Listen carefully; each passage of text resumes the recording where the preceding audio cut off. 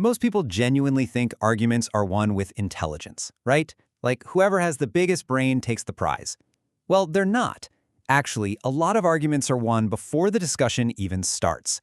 It's not happening through logic, it's not through evidence, it's entirely through control. We're talking about the control of standards, the control of pacing, and the control of interpretation. And here's the wild part. Once someone controls those three things, you can technically win every single point and still completely lose the conversation. Because you see, this explainer, it's not about broken logic anymore. It's about battlefield control. Okay, let's dive into this. Welcome back to Week 8.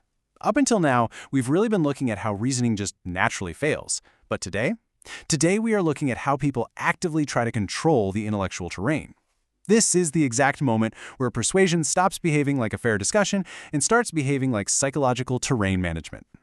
So let's quickly clear the board. Just a rapid review of the building blocks.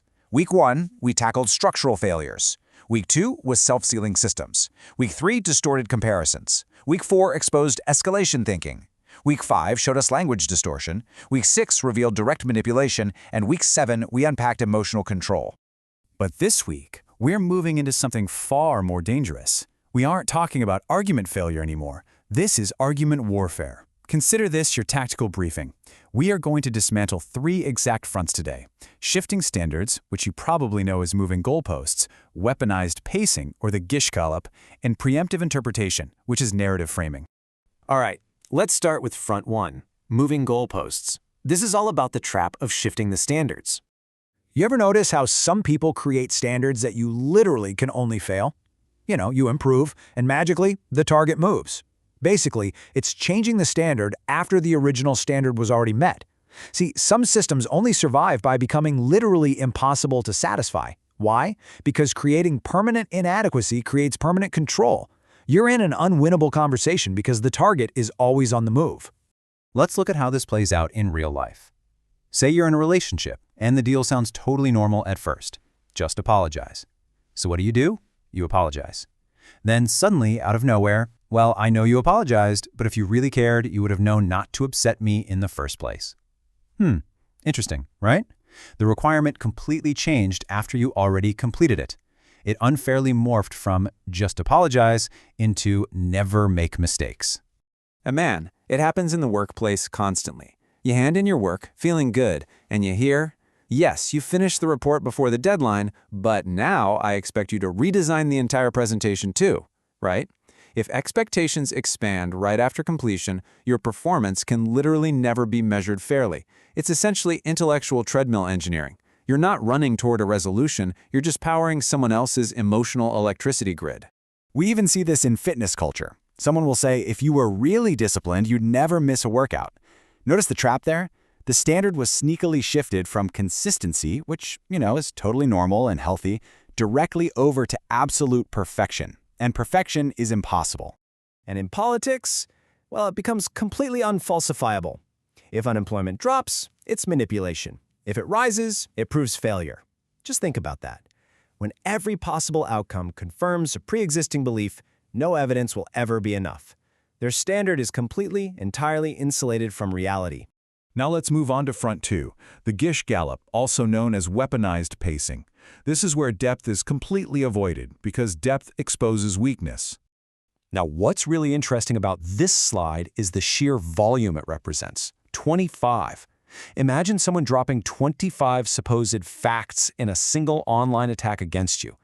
In a fair argument, you explore things deeply, but here, the sheer, overwhelming volume is designed to do one thing: induce immediate cognitive overload. It sounds like this crazy avalanche. The economy is failing, crime is rising, schools are collapsing, history proves it, scientists disagree, the media lies, and ancient civilizations predicted all of it.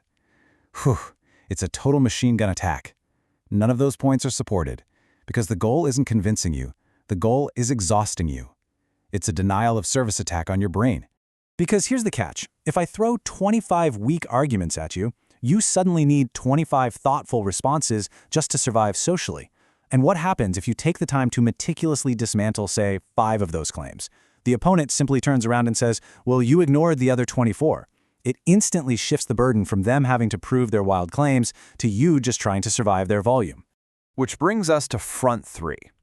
This might actually be the most dangerous one of all: narrative framing, or preemptive interpretation. This controls how reality is interpreted before the evidence even arrives. Consider these two words: protesters versus rioters. We are talking about the exact same event on the exact same street. But applying these different, highly loaded words completely alters the emotional interpretation before you even see a single clip of footage. The language preloads the judgment. And this brilliantly illustrates the concept on a massive global scale. Freedom fighter versus terrorist. The conclusion has already arrived before the evidence.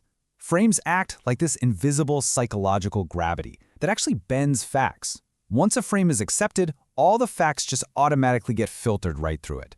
Neutral actions suddenly look suspicious if the frame is villainous, and terrible behavior just gets rationalized if the frame is heroic. It happens in everyday life too. A simple label can automatically frame a disagreement as either deeply moral or completely regressive. Take concerned parent versus conspiracy theorist. The frame quietly decides what conclusions feel socially acceptable way before any actual logical reasoning begins.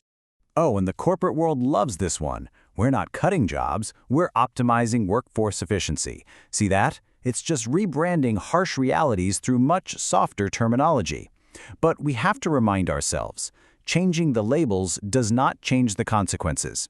Narrative warfare is incredibly powerful because if you control the interpretation up front, you barely need any evidence afterward. So how do we actually fight back? It's time for the counter-offensive. Let's look at some instant counter frameworks. We aren't just going to point out these tactics, we're going to completely neutralize them. Consider this your highly actionable cheat sheet. When the goalposts move, you anchor them. You literally just say, that was not the original standard. When that Gish Gallop avalanche starts, you force depth. Say, pick your strongest argument first. And when that narrative frame tries to control perception, reject the label. Say, describe the facts before assigning emotionally loaded labels. This is exactly how you reclaim the standard, the pace, and the frame. Because if you control those 3 things, you stop losing arguments without realizing you were never allowed to participate fairly in the first place. So I want to leave you with this absolutely crucial question. Are you participating in a fair discussion, or are you just navigating someone else's psychological terrain? Something to really think about the next time you feel like you're losing a debate that hasn't even really started.